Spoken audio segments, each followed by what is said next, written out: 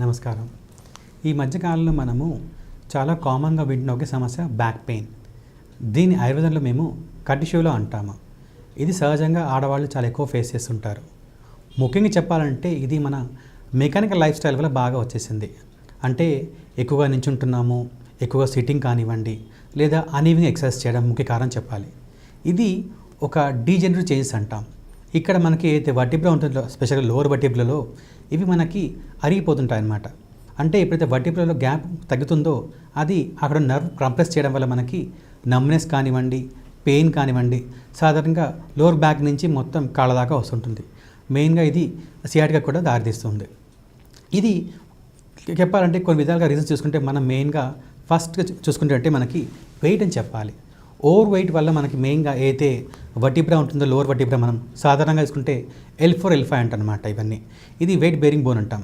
ఇక్కడ బాగా వెయిట్ పడడం వల్ల ఇవి అయితే కంప్రెస్ అవుతుంటాయి, లేదంటారా అక్కడ బాగా ఈ వేర్ అండ్ టైర్ వల్ల మనకి అది చేంజెస్ రావడం వల్ల మనకి చాలా ఈ పెయిన్ వస్తుంటుంది. సో ప్రొఫెషనల్గా చెప్పాలంటే ప్రొలాంగ్ సిట్టింగ్ కానీ, ప్రొలాంగ్ స్టాండింగ్ కానివ్వండి, లేదా కొన్ని ఎక్సర్సైజ్ చేస్తుంటాము అవి రాంగ్ యాంగిల్ చేయడం వల్ల కానీ ఇవన్నీ కూడా బ్యాక్ పైన బాగా ప్రభావం చూపిస్తుంది. తద్వారా మనకి బాగా పెయిన్ వస్తుంటాయి. అంతేకాకుండా చూసినట్టు మనము రెండు రకాలుగా చెప్తుంటాం. ఒక విధంగా చెప్పాలంటే ఇది హెర్నియట్ డిస్క్ అంటాం.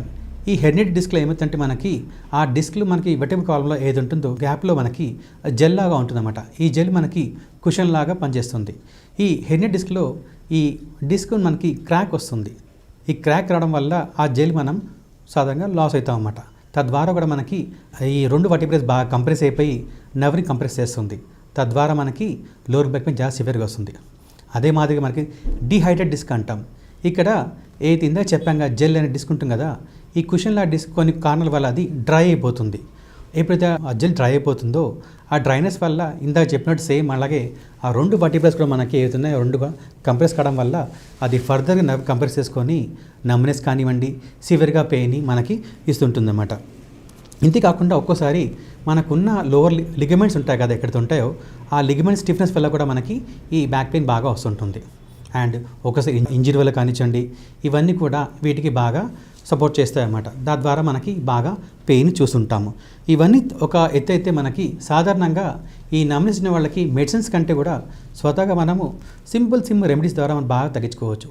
ముఖ్యంగా చెప్పాలంటే ఏదైతే లోవర్ బ్యాక్ పెయిన్ వస్తుందో వాళ్ళు ఫస్ట్ చెప్పాలంటే లంబార్ బెల్ట్ అమ్ముతుంటారు మార్కెట్లో. అది వేసుకుంటే చాలా మంచిది.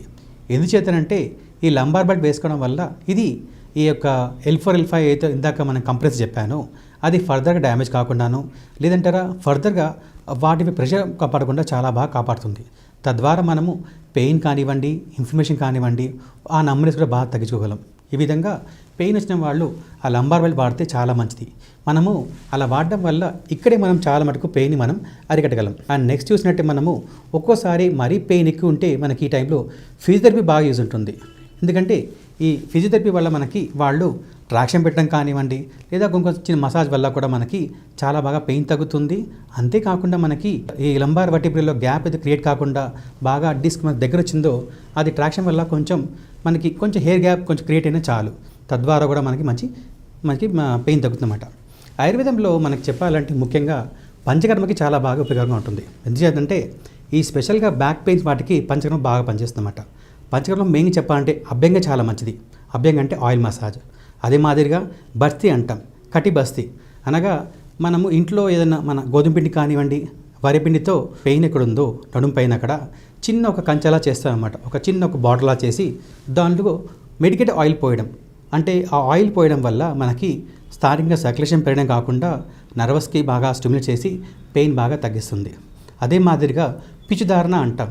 ఇందాక ఏదైతే చెప్పామో కొన్ని మెడికేట్ లిక్విడ్స్ తీసుకొని దాన్ని కొంచెం లూకామ్ హీట్ చేసి దాన్ని ఈ కాటన్ స్వాబ్ని కానీ కాటన్ కొంచెం డిప్ చేసి అక్కడ పెట్టడం వల్ల కూడా చాలా మంచిది. ఈ విధంగా కూడా మనకి చాలా బాగా పెయిన్ తగ్గుతుంది. పెయిన్ ఉన్న వాళ్ళకి హాట్ అండ్ కోల్డ్ ప్యాడ్ చాలా బాగా పనిచేస్తుంది. మనకి బయట మార్కెట్లో అమ్ముతుంటారు హాట్ కానీ కోల్డ్ ప్యాడ్స్ అంటాం అన్నమాట. ఇది పెట్టడం వల్ల కూడా మనకి ఒక రిలీఫ్ లాగా వాడుకోవచ్చు. ఎక్కడైతే బ్యాక్ పెయిన్ వస్తుందో అక్కడ మనము ఇది పెట్టడం వల్ల అక్కడ నర్వస్ కొంచెం నర్వస్ స్టిఫ్నెస్ తగ్గిపోయి మనకి మంచి రిలీఫ్ వస్తుంది. తద్వారా కూడా మనం కొద్ది గొప్ప దీని నుంచి మనం కోలుకోగలం. అంతేకాదు చూసినట్టు మనము ఇందాక చెప్పినట్టు మసాజ్లో మనం చాలా రకాల మసాజ్ చేసుకోవచ్చు. ఉదాహరణ చెప్పాలంటే ఇంట్లో దొరికే నువ్వుల నూనె చేసుకోవచ్చు. మనం కామన్గా ఇంట్లో నువ్వుల నూనె వాడుతుంటాము. ఈ నువ్వుల నూనె మనము గోరొచ్చి చేసి అక్కడ మనం ఇందాక చెప్పినట్టు కాటన్ డిప్ చేసి పిచ్చిదారా చేసినా పర్లేదు, లేదంటారా బస్తీలాగా కటి బస్తీలాగా మనము చిన్నగా గోధుమ పిండి తీసుకొని ఒక చిన్న కంచెలాగా అంటే చిన్న ఒక బార్డర్ లాగా అంతా చేసి దాని మధ్యలో వేసినా కూడా మనకి చాలా బాగా ఉపయోగకరంగా ఉంటుంది. అదే మాదిరిగా చూస్తే మనము క్యాంఫర్ అనగా మనం కర్పూరం కొబ్బరి నూనె రెండు కొంచెం తీసి దాన్ని లైట్గా హాట్ కొబ్బరి నూనె కలిపిన తర్వాత అది చల్లారిన తర్వాత అప్లై చేయడం కూడా చాలా మంచిది. ఇలా కర్పూరం కొబ్బరి నూనెతో రాసి మనము అప్లై చేయడం వల్ల మనకి మంచి పెయిన్ తగ్గుతుంది, అక్కడ స్థానికంగా సర్క్యులేషన్ బాగా పెరుగుతుంది. అంతేకాకుండా అక్కడ మనకి ఇటువంటి వాపులు ఇన్ఫ్లమేషన్ బాగా తగ్గుతుందన్నమాట. ఈ విధంగా మనం తగ్గించుకోవచ్చు. అలాగే చూసినట్టయితే మనము ఈ గార్లిక్ కూడా చాలా మంచిది. సాధారణంగా కొంతమంది ఈ గార్లిక్ క్లోవ్స్ని కొంచెం పేస్ట్ చేసి అక్కడ అప్లై చేస్తారు. ఎందుకంటే గార్లిక్ మనకి మంచి పెయిన్ కిల్లర్లా పనిచేస్తుంది. అంతేకాకుండా గార్లిక్ మనం అప్లై చేయడం వల్ల అక్కడ స్థానికంగా సర్క్యులేషన్ బాగా పెరుగుతుంది. అందువల్ల మనకి గార్లిక్ వేయడం వల్ల పెయిన్ కానివ్వండి, స్టిఫ్నెస్ కానివ్వండి, నమ్నెస్ ఇవన్నీ కూడా చాలా బాగా మనకి మార్పులు వస్తాయి. ఈ విధంగా మనం గార్లిక్ అప్లై చేస్తే చాలా మంచిది. అదే మనం చూసినట్టే మనకి ముల్లట్టి అంటాం, అంటే ఎస్టిమధు చూర్ణం. ఎస్టిమధు చూర్ణంలో యాంటీ ఇన్ఫ్లమేటరీ ప్రాపర్టీస్ చాలా ఉన్నాయన్నమాట. ఇది అప్లై చేయడం వల్ల మనకి అక్కడ పెయిన్ తగ్గడే కాకుండా మంచిగా రిలీఫ్ ఇస్తుంది అండ్ నర్వస్ యాక్టివిటీ బాగా చేస్తుంది. ఈ విధంగా మనము ఎస్టిమధు చూర్ణాన్ని తీసుకొని మనము కొంచెం గోరుచిని కలిపేసి అక్కడ లైట్గా గంధం రాసిన పేస్ట్లా అప్లై చేస్తే చాలా మంచిది. తద్వారా మనము బ్యాక్ పెయిన్ని బాగా మనం అరికట్టగలం. అంతేకాకుండా ఆయుర్వేదిక్లో ఎన్నో రకాలుగా పొడిలు ఉన్నాయన్నమాట. ఉదాహరణ చెప్పాలంటే అశ్వగంధ చూర్ణం చాలా మంచిది. ఇది ఒక పెయిన్కి కాకుండా మనకి ఒక విటమిన్స్ గాను మల్టీవిటమిన్ గాను బలానికి చాలా బాగా పనిచేస్తుంది. ముఖ్యంగా చెప్పాలంటే నర్వస్ సిస్టమ్ చాలా బాగా పనిచేస్తుంది. ఈ విధంగా అశ్వగంధ చూర్ణం మనం పొద్దున సాయం తీసుకుంటే చాలా మంచిది. అదే మాదిరిగా రాసనాథ్ చూర్ణం కానివ్వండి, నిర్గుండి కానివ్వండి, ఇలా కొన్ని చూర్ణాలు పనిచేస్తాయి. టానిక్ పరంగాను అశ్వగంధారిష్ట కానివ్వండి, దశమలిష్ట కానివ్వండి, మహారాసంత్ కాడ ఇవన్నీ కూడా మనకి ఈ బ్యాక్ పెయిన్ తగ్గడానికి చాలా బాగా పనిచేస్తుంది. అండ్ ట్యాబ్లెట్ చూస్తే మనకి మెయిన్గా దీంట్లో వాతగదాంకుశం ట్యాబ్లెట్ దొరుకుతుంది. అది చాలా బాగా పనిచేస్తుంది.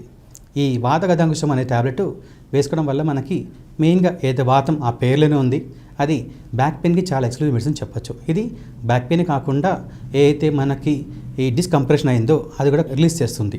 అంతేకాకుండా ఇన్ఫ్లమేషన్తో పాటు పెయిన్ కూడా బాగా తగ్గిస్తుంది. అదే మాదిరిగా మహాయోగ గుగ్గులు కూడా మనకి ఆయుర్వేదంలో వాతాది రోగాలకి బాగా పనిచేసి చెప్పడం జరిగింది. ఇది వాత రోగాలతో తగ్గడం కాకుండా ఏదైతే మనకి డీజనరేషన్ చేంజ్ చేస్తుందో ఆ డీజనరేట్ చేంజ్ని మనకు అది మళ్ళీ రీఫిల్ చేస్తుంది అన్నమాట. అంటే ఆ అరిపోయిన దాన్ని మళ్ళీ గ్రో చేస్తుంది. ఈ విధంగా యోగరాజ్ గూగుల్ కానివ్వండి, మహాయోగ గూగుల్ కానివ్వండి చాలా మంచిది. అండ్ ఇందా చెప్పినట్టు సాధారణంగా ఈ బ్యాక్ పెయిన్కి మనకి మసాజ్ చాలా బాగుంటుంది. ఇందా అభ్యంగా అన్నాం. మసాజ్లో మనకి ఆయుర్వేదంలో ఎన్నో రకాల ఆయిల్స్ చెప్పడం జరిగింది. అలా మెయిన్గా చెప్పాలంటే మహానారాయణ తైలం ఇది చాలా బాగా పనిచేస్తుంది. స్పెషల్గా నారాయణ తైలం అనేది మనకి నర్వస్ డిజార్డర్కి బాగా పనిచేస్తుంది. ముఖ్యంగా చెప్పాలంటే ఈ బ్యాక్ పెయిన్లో నర్వస్ సిస్టమ్ కానివ్వండి లేదా ఎటువంటి దాన్ని అప్లై చేయడం వల్ల మనకి పెయిన్ తగ్గడం కాకుండా ఇన్ఫ్లమేషన్ కూడా బాగా తగ్గుతుంది. అండ్ మెయిన్గా ఈ పెయిన్ వల్ల నమ్నెస్ మనం దీన్ని పోగొట్టగలం.